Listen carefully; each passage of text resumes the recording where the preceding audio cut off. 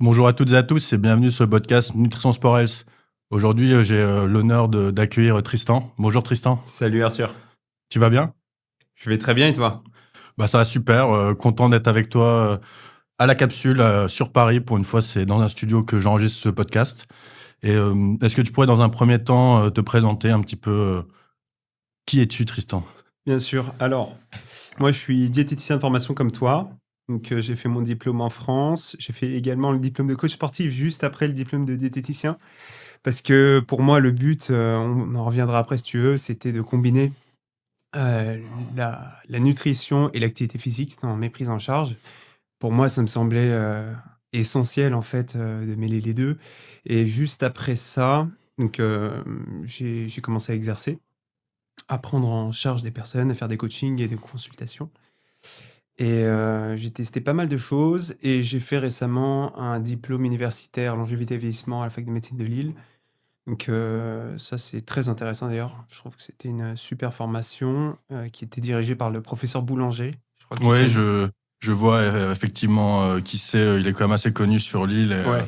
et j'ai entendu parler du coup de son master sur le vieillissement. Il y en a un aussi assez qualitatif sur Paris à la Sorbonne, il me semble. C'est le master biologie intégrative parcours vieillissement. Ouais. Mais c'est hyper intéressant. D'ailleurs, j'avais hésité à faire ce parcours-là au lieu du parcours biologie intégrative, physiologie humaine. Euh, Ok. mais t'as fait ton BTS où? Moi, je l'ai fait à l'époque du Covid.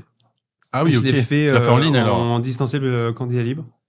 Ok. Donc, Ça j'ai s'est bien dû. passé? Franchement, ça s'est bien passé. Pour trouver des bonnes ressources, parce que en fait, tu as des organismes de formation. Donc, le plus connu, c'est le CNED. Il y en a d'autres. Mhm. Et à l'époque, il y avait très peu de possibilités d'intégrer un lycée. C'est d'ailleurs un des problèmes en France, c'est que en fait, il y a beaucoup de demandes par rapport à des BTS diététiques Ok. et Il y a des au listes BUT. d'attente? Et il y a pas beaucoup de place dans les lycées. Et en plus, avec le Covid, tu vois, fallait mettre le Le masque masque, toute la ouais. journée. Alors, C'était une sacrée époque. Heureusement, c'est derrière nous. ouais, c'est ça. Moi, je suis japonais d'origine et si tu veux, le masque, etc., pour la maladie, il y a pas de souci, c'est un peu quotidien, mais moi, j'ai un peu une aversion, tu vois, à être masqué toute la journée. En soi, j'étais obligé, surtout pendant les stages, Ouais, bah, les oui, c'est stages des en stages hôpitaux, les cliniques. stages cliniques, où tu étais masqué 12 heures par jour et il y avait pas le choix. Mais du coup, moi, si tu veux, j'ai passé aussi le bac en candidat libre auparavant, Ok. parce que Ah, c'est vraiment un parcours atypique du coup. c'est pas vraiment atypique en fait, c'est le moyen de comment tu te formes. Je pense que la formation aujourd'hui, c'est un gros sujet. De toute façon, nous, tous les deux, et tous les diététiciens et coachs sportifs, normalement, ils se forment continuellement. Tu vois, On l'espère, on milite pour, on mais l'espère, mais en fait, t'as pas le choix entre guillemets, hein. Enfin, bah, moi, c'est mon avis. Ce serait pour moi presque une faute professionnelle de pas se continuer à se former en fait dans sa pratique ou dans ses connaissances théoriques, parce que la nutrition c'est une science qui évolue tout le temps, tous les jours. Tu vois, tu peux pas te permettre de prendre du retard. Mais c'est mon avis. bah, je pense que c'est pas que ton avis, hein, c'est une réalité. Heureusement, enfin, j'espère. Et du coup, il faut trouver des manières efficaces de se former. Est-ce que tu dois nécessairement passer par un organisme de formation avec un professeur, aller dans une fac, t'asseoir en cours, écouter un professeur, etc. Moi, la problématique, c'est que si tu veux, les cours, on peut pas les mettre en vitesse x1,25 ou x2 pour certains. Et je trouve que j'ai toujours été plus efficace en mettant moi-même le cadre par rapport à la formation. Mais bon, ça c'est parenthèse fermée, Ouais. on s'en fiche un peu. Mais du coup, ça m'a pas posé problème le BTS diététique en distanciel. Bon, Ouais, ça te après, correspondait même du coup peut-être mieux à ta façon d'apprendre. ça dépend, vraiment, ça dépend. Je pense qu'il faut que le présentiel, il apporte quelque chose. Ok. Et ça, je trouve ça hyper intéressant, tu vois, avec l'IA aujourd'hui. Je pense que quelqu'un, il peut se former efficacement en nutrition, par exemple en utilisant Perplexity Pro et en formant bien les prompts pour se cadrer, se Je connais tester, pas cette tir. Je t'avoue. aller chercher des sources rapidement aussi, Ok. faire de la bibliographie. Tu vois, c'est chronophage, c'est une méthodologie. Faut se former aussi à ça. C'est Et clair. Il y a une le, vraie formation pour justement apprendre tout ce qui est, c'est ce qu'on appelle l'evidence-based practice. ouais, Et donc ça, c'est vrai que c'est quelque chose que soit tu l'acquiers en ayant fait par exemple un master et donc tu t'exerces à la pratique durant ton mémoire, hein, quand tu dois faire ta propre recherche de littérature. Mais c'est vrai que les diététiciens sont pas forcément amenés à faire tout le temps, enfin, sont pas amenés à faire des gros mémoires de recherche. Et donc, c'est sûr qu'il faut qu'ils trouvent une formation complémentaire. Ben, il y en a des bonnes. Il y a par exemple, je sais qu'il y a le docteur Cessel, Kevin Cessel, qui donne une formation à ce sujet. Moi, j'ai des bons retours. Après, je l'ai pas fait personnellement, donc je peux pas évaluer ça, mais voilà. Je sais que c'est une vraie formation à acquérir, que ce soit par la pratique ou la théorie. Bah, il n'y a pas que ça, franchement, des formations.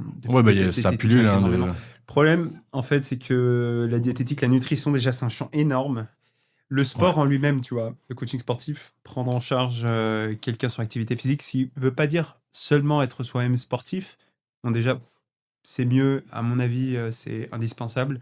Si tu veux diriger les personnes, coacher les personnes, prendre en charge les personnes sur le plan diététique, sur le plan sportif, il faut soi-même avoir l'expérience clinique, l'expérience personnelle, à mon avis, de ressentir vraiment ce que ça fait. Et ça, c'est un champ énorme aussi, le sport. D'ailleurs, le sport, en fait, ça regroupe, beaucoup de choses, tu vois. Ça regroupe l'activité physique, c'est tous les sports. Et ça va encore plus loin, parce que, par exemple, pour un même sport, par exemple, on va prendre un sport assez connu, le football, tu prends pas en charge de la même façon un attaquant qu'un gardien, par exemple. Tu vois ce que je veux dire au niveau nutritionnel? Ouais, tout à fait. Bah, faut avoir une connaissance du terrain sur les besoins de la personne. Et c'est pour ça que même si tu veux prendre en charge quelqu'un uniquement sur le plan nutritionnel et diététique, bien que la diététique, on peut aussi le redéfinir. Tu vois, qu'est-ce que ça veut dire la diététique? Initialement, la diététique, en fait, ça prend pas uniquement la nutrition, mais ça prend aussi l'ensemble de l'hygiène de vie. Voilà, ok. Donc, ça aborde un petit peu le sommeil, la gestion du stress. C'est ça, c'est une prise de soin qu'on appelle ça. Ouais, d'ailleurs, dans la médecine antique, c'était l'une des 3 grandes branches de la médecine. Tu avais la chirurgie, la pharmacologie et tu avais la diététique. Ok, justement. Je n'étais pas au courant. Finalement, tu vois, la diététique, on se base aussi sur... En fait, c'est une formation paramédicale. Tu es professionnel de santé. Bien sûr, tu te bases sur des preuves scientifiques, sur le consensus scientifique actuel, sur les recommandations de santé et nutritionnelles. Que ce soit au niveau national ou international, il y a plein de belles choses qui se font. Ouais, mais c'est pour ça que 2 ans, tu vois, pour la diététique, franchement, en c'est France, trop court. C'est trop court. Alors, je sais pas si en Belgique, c'est 3 ans. En 3 ans en Belgique. En France, c'est 2 ou 3 ans. Mais c'est le BUT, c'est ça? C'est le BUT, ouais. Et après, il y en a qui prennent génie biologique pour faire un master. Et c'est option diététique. Mais en fait, en France, le taux de réussite sur le BTS diététique, il est extrêmement faible. Apparemment, c'est des études très difficiles. C'est des études très... En fait, peut-être exigeantes en termes de... Sachant qu'il y a aussi beaucoup de personnes qui font de la réorientation, tu vois, qui changent de branche, qui changent de métier, qui sont peut-être adultes, qui ont des responsabilités, qui veulent se réorienter.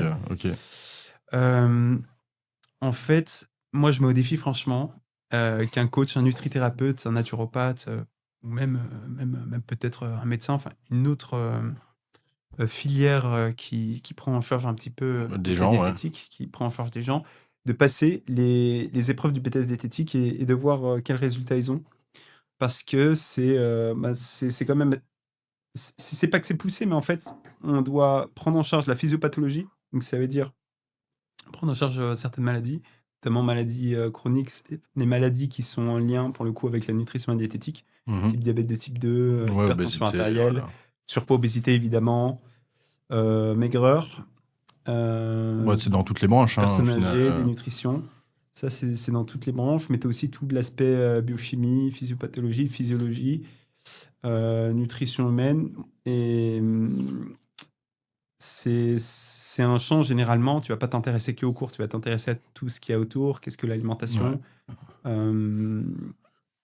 qu'est-ce que ça comprend, comment on prend en charge les gens aussi. Ça, dans le BTS diététique, c'est pas nécessairement compris. C'est pour ça qu'après, il y a une formation complémentaire qui s'appelle l'ETP et que tu es obligé de faire si tu travailles en hôpital. Thérapeutique du patient. En fait... C'est vrai que c'est dommage que l'ETP n'est pas abordé dans le BTS. En 2 ans, tu peux pas le faire. Oui, mais c'est ça le problème, c'est que malheureusement, ça devrait pas être un BTS, je pense. Non, mais c'est pour ça que dans la plupart des pays européens et en Amérique, au Canada, c'est un master. Moi, je milite pour ça, mais je sais qu'on en est très très loin en Europe. Il y a que, je pense, les Suisses, il me semble, que c'est un bachelor en 4 ans, voire 5, je sais plus, mais en tout cas, je sais que c'est un bachelor, eux. Il y a une Euh, équivalence à c'est- faire pour ouais, être c'est là-bas. ça.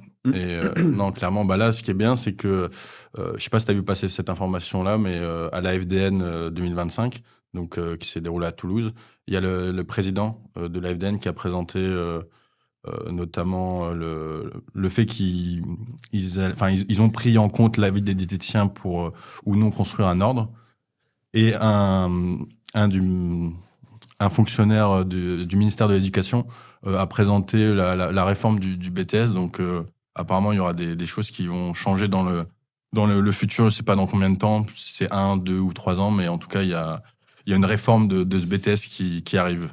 Mm. Donc c'est vraiment pas mal. Mais après c'est la question, est-ce qu'on peut garder le niveau d'études des diététiciens à 2 ans c'est un peu compliqué, je pense. C'est évident que c'est insuffisant, il faut de la formation complémentaire. Moi, si tu veux, avant la diététique, je pense que pour toi c'est pareil, pour beaucoup de personnes c'est la même chose. Je m'intéressais beaucoup à la nutrition, j'avais lu beaucoup de livres là-dessus, écouté des milliers de podcasts, regarder des vidéos YouTube depuis très très longtemps. Parce que comment on arrive à la diététique, souvent c'est par un chemin un peu perso, tu vois, c'est peut-être une, une transformation physique Personnel, ouais. personnelle. Voilà, on est passé par là, on faisait du sport, etc. On s'intéresse et on se passionne pour l'alimentation, pour la nutrition, pour le mieux-être en général, je pense. Ouais. Et Non, mais c'est. en fait, vis-à-vis de la diététique, euh, tu vois, moi aujourd'hui, je ne considère pas que j'exerce vraiment en tant que diététicien. Je fais de la consultation en tant que diététicien, tu vois, sur Doctolib, encore, la téléconsultation. Mais moi, ce que j'ai trouvé le plus efficace jusqu'à aujourd'hui, c'est le coaching en suivi, où tu Ok. prends en charge l'aspect nutritionnel, l'aspect activité physique, le sommeil aussi, tout ce qui peut améliorer la condition physique de la personne et l'emmener aussi vers son objectif. Est-ce que c'est une perte de poids? Est-ce qu'il veut prendre du muscle? Est-ce que, tu vois, elle se sent extrêmement fatiguée? Ses bilans sanguins ont relevé plein de carences, des Ok. classiques, carence martiale, Peut-être vitamine D le aussi, fer très beaucoup bas, en hiver. hyper courant, Ah bah c'est sûr, magnésium, ouais. etc. Même si les bilans sanguins, ça ne veut pas tout dire, parce Non, que bon, bien sûr, ça reflète pas forcément les stocks internes de la personne, c'est ça. ça, et ça Et peut c'est ça qui est difficile à changer sur, juger, ouais. d'une prise à l'autre, mais c'est un indicateur. Ouais, voilà, tu essayes de le prendre en compte, mais c'est pas toujours fiable. Mais en tout cas, c'est pour ça que je trouvais intéressant que tu t'interviennes sur le podcast. C'est vraiment le fait que tu aies les deux casquettes. Auparavant, donc, Mhm. dans le podcast, j'ai accueilli Sandy Tesgers, qui est mon coach sportif, justement, Ok, et que j'avais rencontré dans ma promotion en diététique. ok, Donc, d'accord. Et il a fait diététicien? le bachelier de diététique Ouais, avec bien moi. sûr. Mais sauf que malheureusement, pour des raisons personnelles, il l'a jamais fini. Ok, Euh, donc il est quasiment arrivé. Enfin, moi je le considère comme un diététicien, tu vois, mais il n'est pas officiellement diététicien, donc il s'est arrêté juste avant. Il avait peut-être un stage à faire et son travail de fin d'études à finir, mais du coup il n'a pas été diplômé. ouais. Et donc j'ai fait un podcast avec lui et justement je disais, mince, c'est dommage, tu vois, j'ai l'aspect coach sportif, mais j'ai pas l'aspect diététique. Et Ah avec ouais? toi, du coup, on a les deux. Ok. Et justement, je voulais savoir vraiment, puisque tu as dit que tu avais fait ton cursus de coach sportif après ton BTS, Oui, c'est c'est ça, ça? ouais. Ouais. Et donc, comment enfin, tu t'es dit que tu avais absolument besoin de cette formation complémentaire Ouais. pour améliorer la santé des gens? Pour moi, c'est l'évidence. En fait, ce que je voulais déjà, c'était pouvoir exercer dans un cadre légal. C'est pour ça que je me suis aussi embêté à faire. Enfin, je me suis embêté. C'était un plaisir aussi, mais j'ai pris le temps et je me suis investi Ouais. pour faire le diplôme de diététicien, le diplôme de coach sportif, puis des spécialisations, d'autres formations, etc., qui sont reconnues. Il y en a d'autres aussi non reconnues, mais en toute façon, au final, c'est une Oui. certification et des diplômes qui te permettent d'exercer dans certains cas, d'être reconnu et de pouvoir porter le titre, par exemple, de coach sportif, de diététicien. C'est des titres défendus par la loi. Mais tu vois, il y a beaucoup de coachs qui n'ont pas nécessairement le diplôme de coach, pas nécessairement le diplôme de diététicien et qui font du coaching en ligne et qui prennent en charge sur le plan nutritionnel et sportif. Moi, de ce que je vois, parce que je discute avec énormément Oui, de coachs ouais. sportifs en ligne, en physique, des personnes qui sont plus des coachs holistiques. Enfin, Il y a pas un peu mal de tout hein, dans les les gens domaines. se C'est vrai que définissent. dans le domaine du coaching, il y a un peu de tout. Oui, c'est C'est-à-dire, ça. tu peux c'est être ça. coach sportif, mais tu peux aussi être coach mental, coach de Ouais, des vie, coach. thérapeutes. Il y a aussi. énormément de possibilités. Et du coup, comme tu dis, il n'y a pas beaucoup peut-être de contrôle sur les titres, enfin, les Ouais. formations de ces personnes-là, surtout en ligne. Ouais, c'est ça. Mais moi, ce qui me semble le plus important, c'est la compétence. Le diplôme, ça va pas nécessairement, je trouve, te donner la compétence. Ça veut juste dire que tu as réussi les épreuves théoriques sur table. Ouais, on va dire c'est un voilà. gage minimal. C'est vraiment le minimum. Oui, c'est que tu as la théorie et peut-être que tu as une bonne mémoire et que tu arrives à bien bachoter, tu vois. Mais pour moi, ce qui va déterminer si tes compétences, c'est les résultats que tu obtiens en Avec pratique, tes patients, du coup. en clinique ou dans tes suivis. Est-ce que quand tu suis quelqu'un, tu arrives déjà à le pousser à prendre à avoir des changements, tu vois? Est-ce qu'il opère des changements dans sa vie suite à ta consultation ou pendant ton suivi? Et ça, c'est vraiment d'autres qualités, d'autres compétences qu'on trouve pas en fait dans nos, dans nos, Dans le dans nos cursus cursus, je de trouve. diète. Un peu plus dans le diplôme de coach, j'ai trouvé. Il y a Ouais. l'aspect coaching. Mais qui est justement, je très pense important. que les diététiciens auraient tout à gagner à s'orienter aussi dans ce que j'appellerais une sorte de coaching nutritionnel. C'est-à-dire vraiment être en mode accompagnateur plus que thérapeute Mais parfois. tous les diététiciens ne font pas des accompagnements ou des suivis. Oui, oui, mais je te parle là du La- coup dans la pratique libérale, un patient par exemple Ouais. standard qui viendrait juste pour un rééquilibrage alimentaire et une perte de poids, tu vois, de 5 à 10 kilos. Ouais. Et j'ai l'impression que on devrait plus jouer sur l'aspect, vraiment être comme un coach, quoi, être là pour la personne, Bien sûr, ouais. l'accompagner. Et parfois j'ai l'impression que c'est un aspect qui manque au suivi nutritionnel des diètes. Bien sûr. Moi, je vais te dire deux choses. Il y a quelque chose qui m'embêtait énormément quand, tu vois, on a fait tous nos stages thérapeutiques et qu'on a eu des consultations avec des patients en hôpitaux et tout. C'est le côté, tu prends en charge quelqu'un pour une surcharge pondérale, pour un surpoids et une obésité, Mhm. et tu es là à parler, assis, avec une table. C'est bien, ça pose, ça met un cadre, on peut avoir une vraie discussion, on peut s'écouter, on est dans un environnement où la personne peut se livrer, etc. Mhm. Mais en même temps, on est dans la discussion et il n'y a pas d'action sur le moment T. On est Ouais, vraiment ouais, dans bien un sûr. échange verbal. Ouais. Et moi, ce que j'aime bien, et ce que j'ai pensé initialement, parce que moi, je m'imaginais exercer c'est en cabinet sur Paris. Aujourd'hui, je fais beaucoup plus de distanciel. Je fais quasiment que du distanciel. Mes suivis, ils sont enfin, il y en a beaucoup qui voyagent, ils sont partout en France, etc., en Suisse, en Belgique. Mais je m'imaginais, tu vois, faire des consultations diététiques où on va parler diététique, mais en même temps, il y a du coaching sportif. Peut-être que la personne, je peux lui montrer et lui faire faire certains exercices qu'elle peut reproduire chez elle.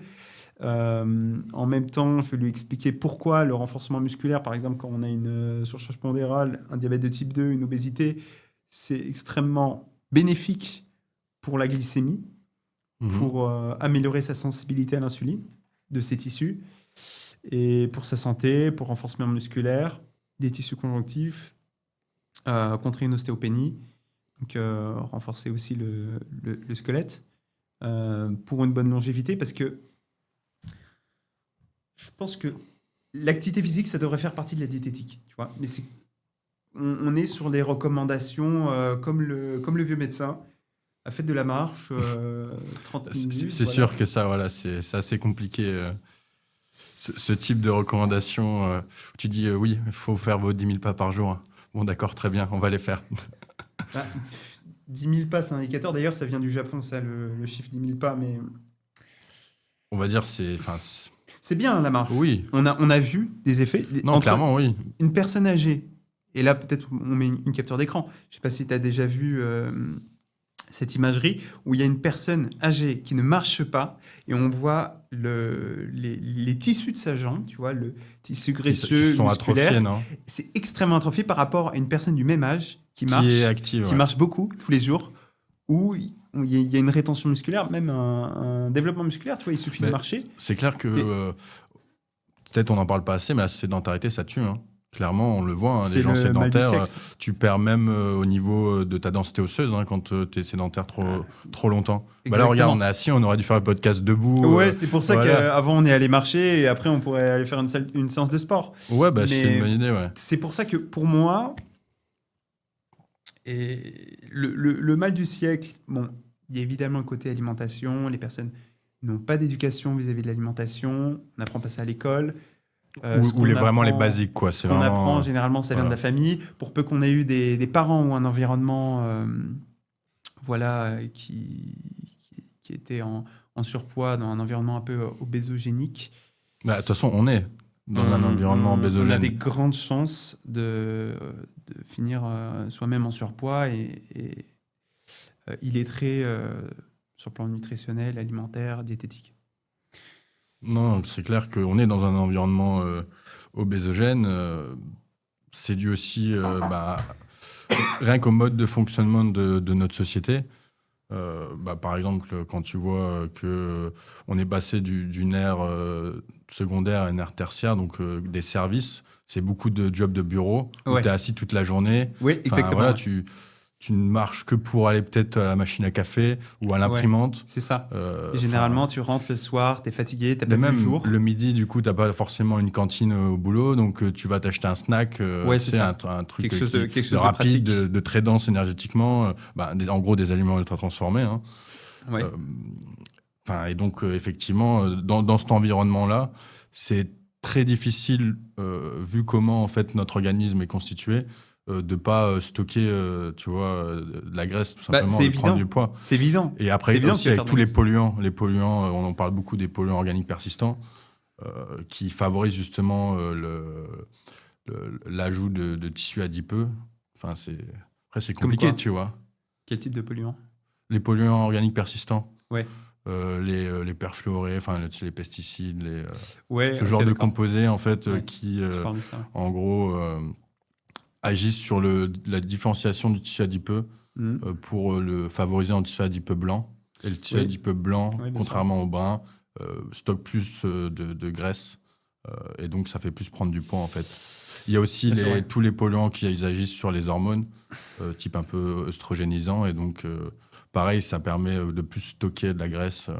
Ouais, ça, c'est un vrai problème.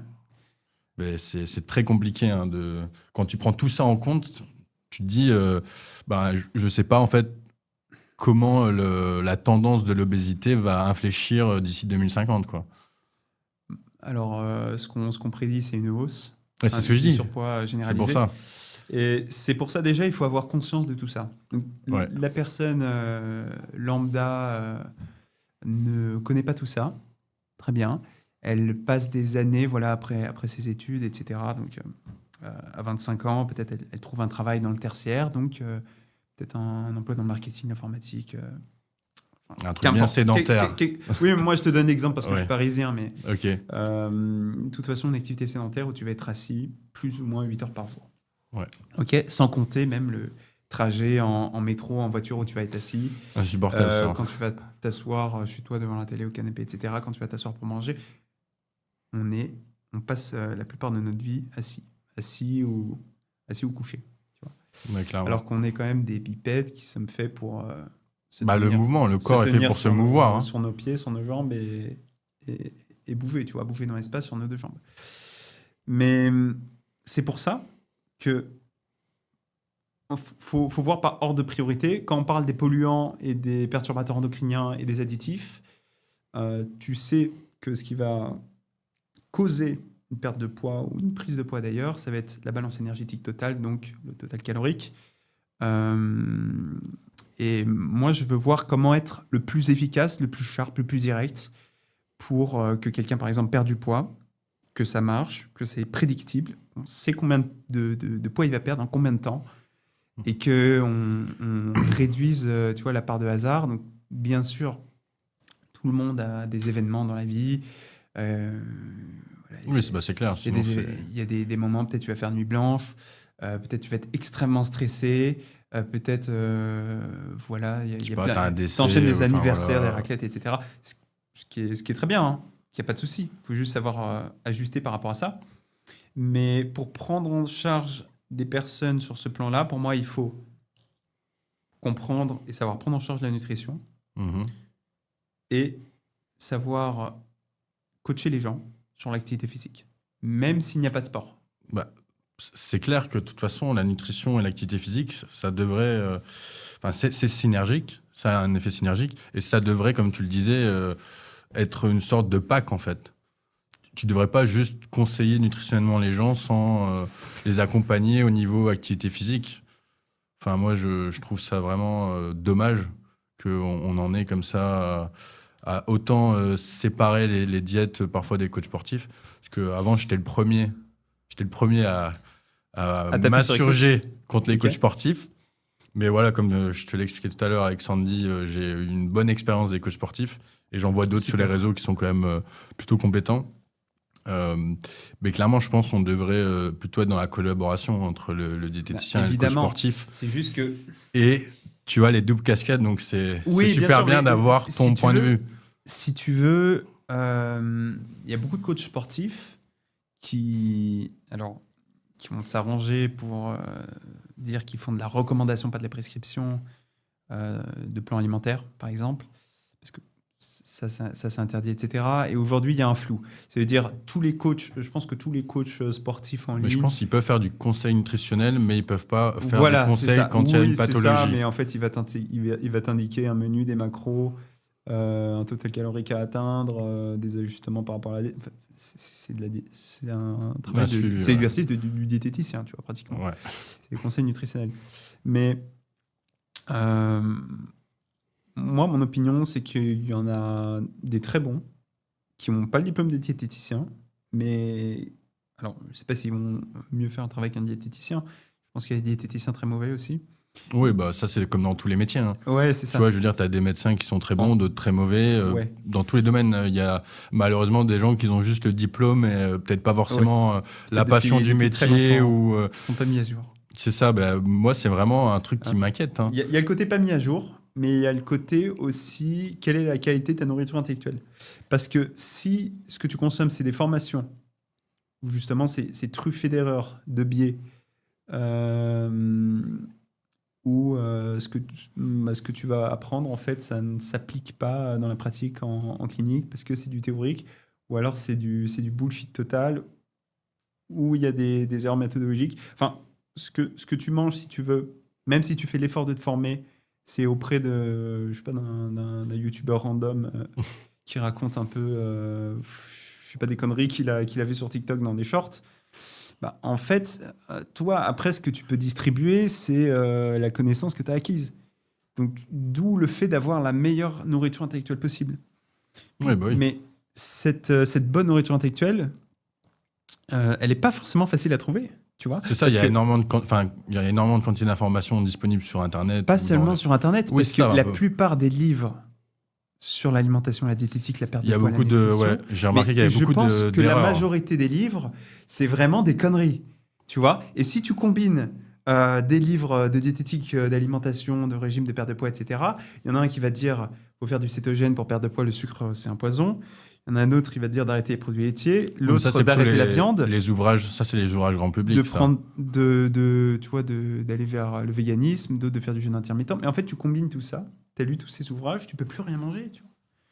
Ouais, Tu bah peux ça, plus rien c'est- manger, t'es carencé partout, t'es perdu, tu sais pas vers qui aller. En plus, tu vois, t'es en conflit avec l'alimentation, donc potentiellement tu développes des troubles du comportement alimentaire. ouais. Tu vas distribuer un petit peu ces connaissances et ces dogmes que t'as appris Sur les à réseaux, tes proches. par en leur exemple. disant- Les réseaux. tu vas faire des vidéos, tu vas faire des podcasts. C'est ça, par exemple. Et pour dire tu aux vas gens- t'appeler Nutrition Sport S. Je rigole. C'est ça. Tu vas ouvrir un cabinet. Mais Voilà. non, ça c'est interdit. Mais en fait, si tu veux, tu as fait l'effort d'essayer de te cultiver, mais tu auras mangé la mauvaise nourriture intellectuelle. Donc, ce que tu auras assimilé, ce que tu auras digéré, ce que tu vas produire après, bah, ça risque de te mettre en danger toi, mais aussi les gens que tu conseilles. Ouais, bah oui, bah c'est pour ça que normalement, enfin, c'est pas normalement, c'est le cas. Le diététicien est un professionnel de santé parce que sa responsabilité, elle est engagée quand il suit quelqu'un au niveau nutritionnel. C'est-à-dire qu'imaginons, tu as un patient qui a la maladie cœliaque, Donc tu suis ce patient et au final il y a le patient qui dit est-ce que je peux manger ça en te montrant un emballage d'un produit tu vois quelconque et toi t'oublies de bien regarder ou t'oublies que tel céréale en fait il contient quand même du gluten et toi tu pensais qu'il y avait pas de gluten et tu lui dis bah non c'est bon vous pouvez y aller. Si après lui il fait tu vois une réaction allergique ou quoi, bah ta responsabilité elle est engagée tu vois. Mhm. Et donc, c'est ça aussi le fait qu'on ait des professionnels de santé, c'est que notre responsabilité est engagée. C'est ça. Et c'est pour ça que normalement, quand tu exerces, tu dois avoir une assurance. Oui. Hein T'as une oui, assurance. je viens de commencer. Ouais. Parce que justement, ouais, moi, Ouais. je viens de commencer il y a 3 semaines seulement mes consultations diététiques. Non, c'est super. Et comme, t'en penses quoi? Bah justement, comme je t'en avais parlé auparavant, ce que j'ai beaucoup apprécié déjà, c'est une équipe de paramédicales qui m'a contacté, donc c'est 4 kinés. Ouais. Qui me connaissaient de vue, qui suivaient un peu ce que je faisais. Ah, Donc super. c'est eux qui m'ont contacté en Ok. début d'année 2025. Et je me suis dit, parce que c'était une personne que j'appréciais, j'ai dit tout de suite oui. Et en fait, leur concept, il est génial. Ça s'appelle le Club du Dimanche. Et c'est une salle hybride. C'est-à-dire, c'est une salle sportive de santé bien-être. Un peu genre rééducation pour les personnes qui auraient, par exemple, justement négligé cet aspect activité physique, bien manger, enfin, comme on disait, de la diététique, du sommeil, etc.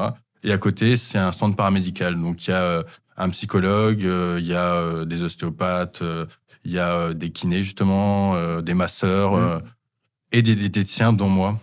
Donc, très heureux d'avoir commencé cette nouvelle activité.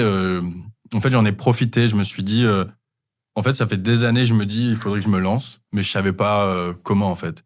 Comme moi, je suis frontalier, je me disais, mais est-ce que je le fais en France? Est-ce que je le fais en Belgique? Parce que j'ai beaucoup d'activités secondaires en Belgique, que ce soit l'association ou mes projets en cours, enfin bref. Et donc, en fait, j'avais des blocages comme ça que je m'étais mis tout seul. Mais des vrais blocages, hein. Et je trouvais jamais l'occasion de me dire, allez, je vais me lancer, en fait. Je trouvais toujours des excuses. Genre, ah, bah, je savais pas le lieu. Après, je me disais, ouais, mais si j'ai un lieu, faut que, tu vois, je paye le local. Enfin, il faut que j'ai du matériel, faut que je m'achète, je sais pas, moi, des outils adaptés pour suivre mes patients, etc. Ouais. Et donc, je m'étais mis toutes ces limites. Et là, à la base, il m'avait contacté pour faire des séminaires pour eux. Donc, c'était vraiment plus dans le côté formation continue. Ça, c'est super justement. sympa. J'en Ouais, fais c'est aussi, trop cool. franchement, j'adore. Bah, c'est moi ce qui m'intéressait à la base. Ok. Et c'est vraiment en me disant, mais en fait, ils ont des cabinets de paramèdes, ils cherchent un diète, mais en fait, vas-y, tu vois, lance-toi. Et c'est comme ça que je me suis lancé avec eux. Là, ça a ouvert en septembre et là, ça fait 3 semaines j'exerce. Génial. Donc, comme je t'ai dit, là, j'ai 3 patients. Enfin, en vrai, j'ai déjà des retours positifs. Ok. Et je trouve ça hyper gratifiant, quoi. Bah, bien sûr. Franchement, quand tu vois, t'as un message en mode merci pour votre bienveillance et tout. Mais T'es en mode, bah, c'est T'as le vraiment côté- pour ça, en fait, que j'ai fait diète. Ouais, parce bien que sûr. pendant longtemps, du coup, je me suis demandé pourquoi j'avais fait diète. Ouais. Outre le fait que ça m'intéressait, tu vois. Ok. Et pourquoi t'as fait diète? Bah, parce que, histoire personnelle, en fait, quand j'étais, je dirais, fin de l'enfance, début de l'adolescence, j'étais en surpoids. Et donc, c'est à ce moment-là que j'ai voulu changer personnellement et que j'ai commencé à m'intéresser à la musculation. Et de fil en aiguille, j'ai suivi tous les youtubeurs fitness influenceurs de l'époque. Ouais. Hein, je les Qu'on connaît citerai bien. pas, hein, mais j'ai des photos avec eux sur mon Instagram, malheureusement encore. Et donc, je me suis intéressé à l'alimentation et puis je me suis dit, comme j'avais quand même réussi à atteindre des objectifs assez intéressants physiquement, je me suis dit en fait que j'aimerais bien justement pousser ça par des études parce que j'ai hésité longtemps entre l'économie et la nutrition. D'accord. Et donc au final, c'est la nutrition qui a gagné. Euh, Peut-être pas pour le meilleur au niveau financier, mais en tout cas, c'est pour ça que j'avais fait ces études. Mais le problème, c'est qu'arrivé à la fin de mes études, je pense que j'ai eu un peu le syndrome de l'imposteur. Tu vois, je me suis dit, j'en sais pas assez, donc j'ai poussé avec un master, Oui. puis j'en savais toujours pas assez, j'ai poussé avec un deuxième master. puis Et là, je me suis dit, continue bon, des formations, je me suis encore, dit, encore. Ouais. la thèse, apparemment, ça va pas être pour tout de suite, donc faut que je trouve de l'argent, tu vois, faut que j'exerce. Et au final, ça m'est tombé dessus cette opportunité avec le Club du Dimanche. Oui. Et s'ils écoutent le podcast, je les salue et je les remercie beaucoup. Je suis très reconnaissant. Déjà rien que pour ce beau projet, parce que du coup, c'est un projet qui a eu lieu dans la ville de mon enfance. Donc c'est vraiment hyper bien pour la ville en fait en elle-même d'avoir ce type de salle sportif et avec des professionnels de la santé qui les accompagnent à côté. Enfin voilà, donc j'étais très heureux de commencer l'expérience et voilà, j'ai déjà des bons retours et on verra ce que ça donne là. Je vais commencer à implémenter du coup de manière un peu plus poussée mes suivis diététiques. Donc là pour l'instant, je travaille avec le nouveau logiciel Nectar. Ok, d'accord. Voilà, qui Oui, est, je connais, oui. tu connais, franchement, ça fait 3 semaines que je l'utilise et j'ai déjà des bonnes sensations en l'utilisant. Je trouve que c'est justement, on parlait de suivre les apports nutritionnels de ces patients. Et en vrai, c'est incroyable parce que du coup, tu leur demandes de remplir leur journée alimentaire Mm. et tu peux ensuite voir les déficiences ou les excès Oui. qu'ils font et c'est beaucoup plus facile pour orienter que une estimation comme ça que tu as fait à la main. Ouais, tout à fait. Et après, je vais vois implémenter dans mes suivis de l'impédance besoins. métrie. Donc là, j'ai contact avec Biodi et ils vont m'envoyer un appareil. Et j'aimerais bien justement dans l'aspect de pouvoir faire des bilans corporels, de la composition corporelle de manière régulière. Je sais pas si ça va être tous les mois ou tous les 2 mois ou tous les 3 mois. Je sais pas encore. Je verrai avec peut-être chaque patient. Parce Ouais. que c'est pas forcément bien, tu vois. Ça dépend des patients en fait. Si tu sens qu'ils ont un problème avec leur alimentation et qu'ils sont sujets au TCA. Tu vois, tu vas pas forcément le faire régulièrement ou même leur proposer Non, la démarche, tu c'est vois. plutôt éviter, ouais. Ouais, c'est ça. Ouais. Mais voilà, donc très content. Là, je suis en train d'implémenter un petit peu mes consultations, aussi me roder, parce que du coup, c'est tout nouveau, tu vois. Non, mais c'est génial, mais ça doit faire partie du parcours du diététicien, du coach, du thérapeute. Enfin, Ouais, il faut se côté former sur clinique, le terrain à un moment donné. le C'est pour côté ça. clinique, il est tellement important. Alors, on le voit avec les stages. Toi, t'as fait beaucoup de stages aussi comme moi, où tu prends en charge voilà, des personnes, peut-être son hôpital, ces différentes populations. Moi, j'avais fait gériatrie, j'avais travaillé aussi dans une clinique réadaptation. Mais ça, c'est un point que je veux souligner. Mhm. Tu vois, le coach, pour être coach sportif, c'est plus court que pour être diététicien. Et le coach sportif, je pense qu'il est vraiment peut-être plus dans le concret, dans le sens où il va voir peut-être beaucoup de gens, il va voir des groupes, il va être physiquement avec eux sur le terrain. Les personnes, peut-être, tu vois, elles vont s'ouvrir sur certains pans de leur vie avec le coach sportif, parce que c'est pas que t'es dans la t'es dans l'intimité, mais c'est-à-dire que la personne, elle va être, tu vois, physiquement, elle va se donner sur les séances, etc. Elle va aller au bout d'elle-même. Et la transformation, quand tu fais du coaching physique, sportif, tu vois, quelqu'un, il peut vraiment se développer musculairement. On peut avoir des transformations incroyables aussi en diététique. Mais le problème, c'est que si quelqu'un est pris en charge uniquement sur le plan nutritionnel, il change rien sur le plan activité physique, et qu'on veut faire une perte de poids, surtout une perte de poids conséquente, il va perdre en muscle. Et Ah ça, oui, c'est inévitable. Tu vois, il y aura un catabolisme global, un ouais. catabolisme musculaire, un catabolisme osseux aussi. Et pour contrer ce catabolisme musculaire osseux, le seul moyen, c'est de faire de l'entraînement à D'activité physique. résistance. Ouais, Physique, je mais pense.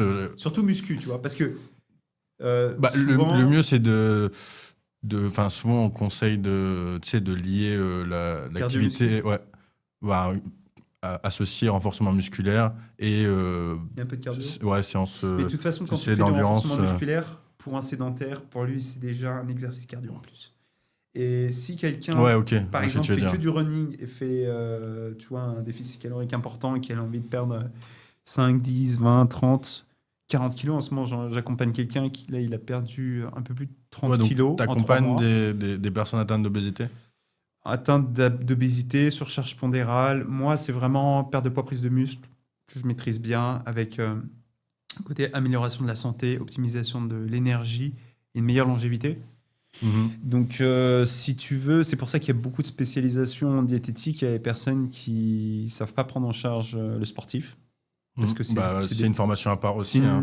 voilà, c'est une formation d'un an encore en plus à part, particulière, parce que les sportifs, ils ont des besoins complètement différents. En fait, toutes les populations et même les individus au sein d'une Ouais, population d'un c'est même sexe, toujours d'un une même prise en charge genre, personnalisée, hein. d'une même ethnie, tu vois, d'une même taille, etc. Ils ont des besoins qui sont différents. Et ça, tu le remarques quand tu fais l'estimation calorique. Tu peux jamais tomber pile poil sur sa maintenance, parce que tu te rends compte que c'est toujours un petit peu au-dessus en bas. C'est pour ça que je trouve que le modèle tu vois, de comment on a appris à faire l'estimation calorique, on le fait avec des équations. Donc, tu as Ouais, réussi tout à fait, Benedict, ouais. tu as Blacknall. mais il ne faut pas perdre trop de temps là-dessus. Il faut rapidement déterminer l'estimation calorique. Moi, ce que je fais, c'est un planning sur les premières semaines où je vois comment le poids il bouge. Et ensuite, on arrive à déterminer, voilà, c'est quoi ta maintenance. OK, à ce total calorique, tu arrives à perdre du poids. Tu vois, c'est de la physique, hein. Donc, on ajuste le plan alimentaire. On voit aussi ce qui plaît le plus, là où la personne aura le plus d'adhésion, de plaisir, de Ça, c'est clair que satiété. c'est important à prendre en compte, l'adhésion, surtout pour Mais c'est l'activité le plus physique. important. C'est le plus important. Parce qu'il y a beaucoup de gens, justement, ils se frustrent à se restreindre au niveau de leur alimentation, ou alors, ça c'est le combo gagnant, ils font des activités sportives qu'ils n'apprécient pas. Et ils tiennent ça un mois, et puis après ils arrêtent. Bah, t'es obligé d'arrêter quand t'as pas de plaisir à faire quelque chose. Alors, ce que tu dis, c'est pour vrai. L'adhérence. Hein. Ce que tu dis, c'est vrai. Sauf que pour l'adhésion, quelqu'un qui est en obésité, qui a jamais fait de sport, sans doute les premières séances où il va à la salle de sport, il va se sentir jugé, il va faire il va peut-être faire du vélo et quelques machines qu'il comprendra pas trop, surtout s'il n'a pas de coach sportif qui lui indique quels exercices faire, quel circuit d'entraînement, combien de temps la séance, quel temps de repos, combien de nombre de répétitions, combien de séries, etc. Il va avoir l'impression de faire un peu de n'importe quoi. Ouais. Tu vois, il va transpirer ou non d'ailleurs. Et il va avoir l'impression que ce qu'il fait, ça sert à rien. On se moque de lui, il va pas y arriver, il n'a pas envie d'y retourner, il voit pas l'intérêt. Mais par contre, il peut y prendre goût aussi. Tu vois. Ça, c'est le but. Quelqu'un qui fait pas de sport, le but, c'est qu'il prenne goût. Ouais, mais c'est pas facile. Comme je t'ai dit, il y en a, ils se frustrent vraiment dans des activités physiques qui leur apportent aucune satisfaction, aucun plaisir. Alors, ils auront normalement une satisfaction physiologique, tu vois, avec les libérations hormonales. Oui, après la sport, séance, tout à le fait. bien-être. Même le fait de Mais tu vois, par exemple, évoluer. typiquement, tu vois, je parle de quelqu'un, il déteste courir. Mais je sais pas, il a vu sur Internet que pour perdre du poids, il fallait absolument courir 3 à 4 fois semaine, des séances d'aller de 30 minutes à 1 heure. Okay. Et donc, il se force à aller courir. Mais crois-moi bien que même s'il a son petit shot d'endorphine après sa séance, il va pas tenir plus d'un mois, tu vois. Ou, allez, bon, je vais être gentil, plus de 3 mois. Tu vois ce que je veux dire? Parce que c'est quelque chose qu'il aime pas faire. Tu vois, il va peut-être préférer, je sais pas moi, faire du foot avec ses potes ou du basket ou une autre activité physique qui est dans le même type d'entraînement, donc par exemple d'endurance. Il y a le côté social. Alors, d'ailleurs, ça peut être une part qui construit l'adhésion. C'est si tu veux courir. Alors, s'il court pendant 3 mois et qu'il déteste ça, il fait ça 3-4 fois par semaine. Il a vraiment une grosse volonté, à mon avis. Tu commences à y prendre goût parce que je crois que personne n'aime courir au début. Quand tu n'as pas fait ça très jeune, tu as des mauvaises foulées, courbatures, les impacts, tu les sens pas trop, tu es épuisé. Tu connais pas les circuits à faire nécessairement. Donc, ça, c'est pas top. Par contre, moi, ce que je recommande aux personnes qui sont, tu vois, typiques sédentaires bureau, ils voient pas le jour parce qu'ils se lèvent tôt, ils prennent le métro, la voiture, hop, ils s'enferment dans un bureau. Là, en ce moment, on est en hiver, donc à 18h, il fera nuit. Ils voient jamais le jour. Ouais, c'est ça. Très peu oxygénés, ils sont tout le temps en intérieur. Tu vois, je préfère les orienter typiquement vers une activité en extérieur, peut-être une activité de groupe. Selon le besoin, le profil. C'est pour ça que ça s'individualise toujours. Peut-être plus quelque chose qui va être très facile à mettre en place. Moi, j'aime bien pour les personnes qui ont très peu de temps. Tu vois, je suis des entrepreneurs qui ont vraiment très, très, très peu de temps, voire même pour dormir, souvent ils runnent dessus. Tu leur mets pas des séances de muscu de 2 heures où ils doivent se déplacer pour aller dans la salle de je sais pas quoi. Ce type de séance. Tu peux faire des séances maison, mais tu vois, les séances maison, il y en a pas mal qui, par exemple, qui travaillent à la maison. Faire les séances maison, ça les tanne, ça les rend fous de rester à la maison tout le temps. Je comprends. Et là, par exemple, tu vois, tu as plein d'outils. Tu as corde à sauter, par exemple, que je trouve excellentissime, très accessible. Tu as juste à trouver un endroit avec une dalle plate, tu vois, pour faire la corde. Au début, tu vas être nul. Tu vas te prendre des pieds dedans. Ça aussi, au début, c'est dur à prendre du plaisir à faire la corde à sauter. Oui, c'est ça. Mais c'est vrai que c'est un bon exercice. En fait, tu te vois progresser dessus, tu gagnes en jeu de jambes, tu as le côté coordination. Ça fait un petit peu l'ensemble du corps.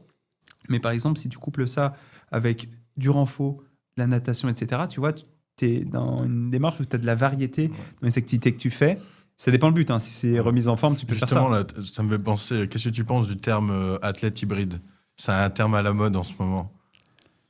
Est-ce que toi, tu penses qu'il faut se spécialiser en tant que sportif ou vraiment chercher cet aspect hybride? Enfin, est-ce que vraiment ça existe un ça. athlète Pourquoi il hybride? faudrait? Je sais pas. Est-ce que pour toi, le terme athlète hybride comment je vais dire ça, est accessible? Parce que j'ai l'impression que c'est genre un idylle, tu sais, genre un oasis au loin quand t'es dans la traversée du désert, mais Ouais, où tu fais des Ironman et Ouais. des... tu sais, c'est genre c'est ça, c'est le mec genre grosses performances. il te fait des performances de strongman, mais il sait te faire un Ironman, tu vois. Est-ce que ça existe On vraiment, voyait tu ça vois? déjà, ça avait commencé Parce que là, avec ça revient. Enfin, j'ai vu ce avec terme le récemment. CrossFit. Ouais, justement, Puis ensuite, tu vois, tu as toute le boom en fait du cardio, du running, des courses, de l'aerox. toutes les nouvelles, ça, j'allais dire l'Irox. Tu vois, on a besoin. Il y a souvent des modes qui se développent. sûr, Peut-être bah oui. demain sera le vélo. On sait rien, mais le côté de l'athlète hybride, tu vois, sur le plan santé, je trouve C'est que bien. ça peut être. Ou pas. Alors, ça dépend parce que quand tu es dans l'ultra performance. Ah oui, non, là, je te parle pas dans l'ultra performance. Je te parle le fait de coupler séance de renfo et séance d'endurance. Tu vois, parce que c'est aussi bien de faire Oui, fonctionner c'est- son système cardiovasculaire. Ça, c'est excellent. Après, comme je te dis, sur le renfo, tu peux faire du cardio. Sur le cardio pur, un cardio pur de type longue course, marathon, etc., tu fais pas de renfo. Et ça se voit sur le physique des marathoniens, tu vois, par exemple. Ceux qui font Oui. pas de renfo. Ce qui est d'ailleurs une erreur, parce que même dans le cas où ça les intéresse pas du tout, Ouais, t'as toujours un pour intérêt. maximiser leur performance sur la pratique et surtout la prévention de blessures, tu es obligé de faire du renfo, à un moment ou à un autre. Non, c'est vrai Mais- qu'il y a beaucoup de sportifs, peut-être d'endurance, qui négligent cet aspect renfo. Ouais. Sur le plan santé, je trouve que c'est intéressant. C'est juste que tu veux être un athlète hybride, tu veux faire des. Ironman, c'est un exemple extrême. Mais même, tu veux Même faire, un marathon, tu veux faire un Irox, qui est beaucoup plus accessible. Va falloir s'entraîner, hein, tu vois. Ouais, bah ouais, clairement. Après, tu peux toujours finir la course sur le temps que tu veux, mais va falloir faire tes endurances fondamentales, aller courir, avoir un minimum d'endurance de force, d'avoir un minimum de mobilité pour faire, par exemple, Ouais, Les walls. les lancers de. Ouais, le wall ball. Et du coup, ça, c'est du volume d'entraînement. Mais tu vois, le banquier en surpoids qui a jamais fait de sport, celle qui a 50 ans, qui est dans le marketing, qui est tout le temps au téléphone, qui est tout le temps assise à son bureau, qui a jamais fait de sport non plus ou qui en a fait il y a très très longtemps, Ouais. elle n'en est pas du tout à là. Ah Et bah du non. coup, c'est pour ça, qui tu sais prendre en charge, tu vois. Si tu sais prendre en charge un sportif pour qu'il fasse vraiment, tu vois, qu'il fait déjà tout bien, enfin, il a une alimentation limite, il calcule ses macros, il connaît son total calorique, il prend des compléments alimentaires, il optimise son sommeil, il a une Oura Ring ou un bracelet Whoop, et qui veut, tu vois, Moi, là, optimiser. ces caractéristiques que tu me décris, j'aurais tendance à dire qu'il est susceptible de faire rapidement un trouble du comportement alimentaire, mais tu vois, il a l'air un peu trop bah, tu focus, peux- là, le profil que les tu athlètes, dresses. ils sont à risque du trouble du Bah oui, comportement non, clairement. alimentaire, De toute façon, surtout les femmes. l'ultra-performance, c'est un facteur de risque de trouble du comportement alimentaire, Oui, je mais pense. on est déjà dans l'extrême quand on est dans la performance. Ce qui est pas nécessairement un mal, mais quand tu es dans la performance, Bah, ce quand qu'il tu es faut dans la dire, c'est ça. compétition, tu vas être extrêmement bon. Donc, tu vas être extrêmement efficace, tu vas être extrêmement fort, extrêmement rapide, extrêmement endurant. Ça, faut le dire, la performance, c'est un peu l'opposé de la santé, entre guillemets. Tu vois? Tu es obligé d'avoir une base de fait- santé pour être performant. Oui, ça oui, Tu peux mais je pas, veux dire, quand tu es on le voit, tu vois, avec les carrières des sportifs, quand tu es dans l'ultra-performance sur des années, ça a plutôt tendance à dégrader ton corps plutôt que le renforcer, tu vois. En fait, c'est une question de trade. Tout est une question de trade. Tu vois, c'est juste une loi en courbe. Tu vois, quand tu es dans la performance, c'est juste que sur le plan articulaire, tu peux te dégrader fortement, surtout selon la nature de ton activité. Sur le plan articulaire, avoir de l'arthrose prématurément. Ouais, c'est surtout les dégâts que tu fais sur tes tissus conjonctifs, même sur tes muscles, tu peux t'arracher. Tu peux voilà, tu soumets ton corps à. Mais justement, une À des pression extrêmes. excessive. Enfin, c'est pour ça que je te dis que c'est un peu en Mais dans opposition l'absolu, l'hyper-performance Dans et les l'aspect absolus, tu vois, santé, tu vois. les athlètes olympiques, ils vivent plus longtemps. que la population moyenne. Ah ouais? et que les J'ai pas regardé d'études Ouais. là-dessus, hein, donc je sais pas, mais plus ou moins 10 ans en moyenne de plus. ok. Mais Parce que aussi le problème des sportifs comme ça, enfin des athlètes, euh, le post-carrière, tu vois, il y a beaucoup d'athlètes en post-carrière qui, tu vois, d'un coup se négligent, ne font quasiment plus de sport et du coup deviennent aussi en surpoids ou en obésité. Donc Ouais. j'imagine que ça dépend c'est les sportifs qui vivent les 10 ans de plus, comme tu disais, là, Mhm. c'est plutôt des athlètes qui restent du coup des sportifs oui, ça dépend. réguliers. Ça dépend les sports. On On peut s'entend prendre bien. Ronaldo, tu vois, Ronaldo, par exemple, le Brésilien, Numéro 9. c'est ça, R9. Ouais, lui, il a pris du poids, ou Diego Maradona, mais tu prends par exemple les sumotori, bon, c'est que leur espérance de vie, elle est extrêmement réduite, même s'ils ont une masse musculaire énorme, Ouais, ça m'a une surpris. force énorme. Je l'ai entendu, ça. Mais là, on est vraiment dans l'extrême, tu vois. C'est-à-dire, ils ont une masse musculaire, tu vois, qui est le double du mien, tu vois. Je fais 82 kilos, on voit des sumotori à plus de 200. Ouais, non, clairement. Mais moi, du coup, j'aurais le cœur, pensé, il tu pompe, vois. Ouais, bah voilà, c'est justement ça. Moi, j'aurais pensé de prime abord que. Parce qu'on dit souvent que, tu sais, la masse musculaire, c'est vraiment genre. Un peu la masse à conserver, tu vois, la masse d'or. Bien sûr. Et le fait que les sumos ont quand même énormément de masse musculaire, Oui. j'aurais pensé que ça aurait plus que ça contrebalancé les effets Oui, négatifs de leur surpoids. Tu vois? Mais en fait, Mais là, en fait, on est tellement dans des sortes de grandeur excessives que peut-être que. Oui, c'est ça. Tu as la nature d'activité, tu as le fait de manger tout le temps. Ouais, tu dois manger tout le temps quand tu es sumotori. Les entraînements aussi sont très très durs. Quand tu fais des chutes, quand tu fais 180, 200 kilos, sur le plan articulaire, déjà tu peux mourir et avoir des fractures, des gros dégâts. Et ouais, comme tu disais, ça pompe beaucoup le système cardiovasculaire. Grosse variation de poids. Tu fais pas naturellement 200 kilos. Personne fait naturellement 200 kilos. Tu vois. Ouais, bah c'est. Même pour être bodybuildé naturellement. Alors, c'est très difficile. Il y a des personnes qui sont très musclées de base, mais. Ouais, j'y crois pas. Une masse musculaire. Musclé et sec à 100 kilos, j'y crois pas, naturel. Hein. Ça dépend de ta taille. Mais, bien sûr, bien sûr. Tu construis ça sur des années en allant, tu vois, t'entraîner plusieurs fois par semaine. Tu vas forcer, en fait, le phénomène de suradaptation par ton corps pour développer cette masse musculaire. Donc, forcément, tu vois, on soumet nos articulations, nos tissus conjonctifs à des pressions, à de la surcharge mécanique, parce qu'il faut progresser pour pouvoir se développer. Et les sumotori, c'est simplement que tu as tous les organes qui doivent pomper beaucoup plus, que ce soit le cœur, les poumons, le système digestif, l'estomac. Tu augmentes aussi les intrants. Donc, si tu vois, tu parlais des additifs tout à l'heure, ouais, bah voilà, si tu en manges 10 fois plus, ça a un impact forcément. Si par exemple tu manges beaucoup de charcuterie, bon, c'est pas vraiment le kiff au Japon, mais on sait que par exemple la charcuterie, une consommation de sel très élevée, c'est une augmentation du risque de cancer, cancer de l'estomac d'ailleurs. On était très sujet à ça au Japon, et c'est pour ça que la charcuterie, c'est aussi cancer colorectal, il me semble. Exactement, bah, c'est cancérogène avéré.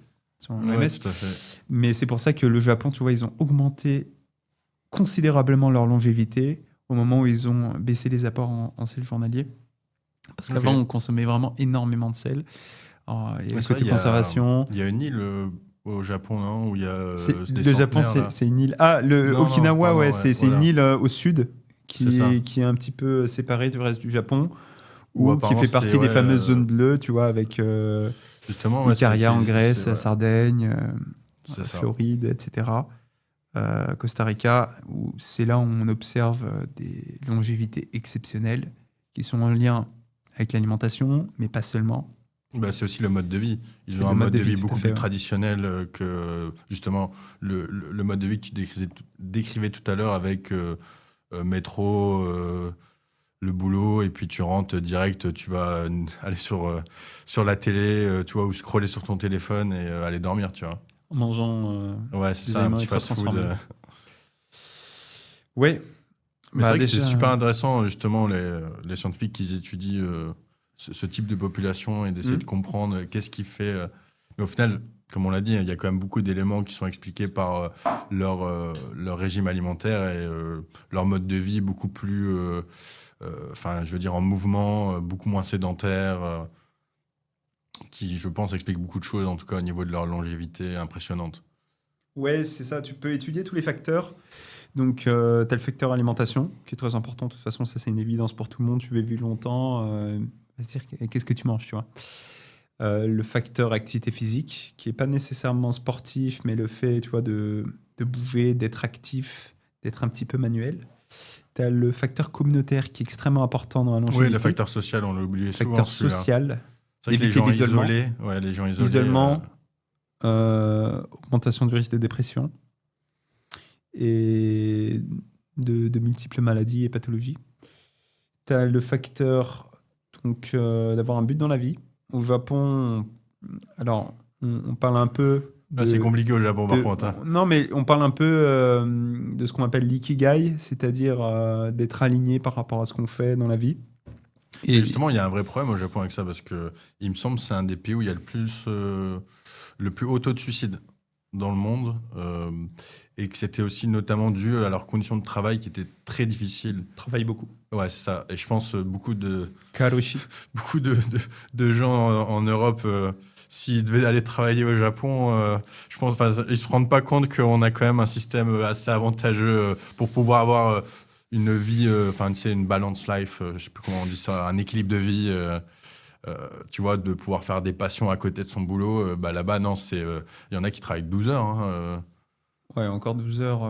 Je pense qu'en France, on est beaucoup à travailler 12 heures, mais... peut-être les entrepreneurs, mais normalement, les salariés, oui, c'est des 7 limites, heures légales. 8 heures, allez, on va dire 8 heures. Ouais, je sais pas, mais même si tu travailles, je suppose, dans certains secteurs en France ou en Europe, tu vois, quand tu es banquier, C'est etc. souvent quand t'es cadre que t'as pas, soi-disant, t'as des objectifs, mais t'as pas d'horaire fixe. Mais Ouais. dès que t'es salarié ou employé, souvent, tu dois faire, je sais plus, c'est 40 heures en France, je sais plus. Ouais, Je travaille pas en France, du coup, c'est pour ça. Moi, je suis pas salarié.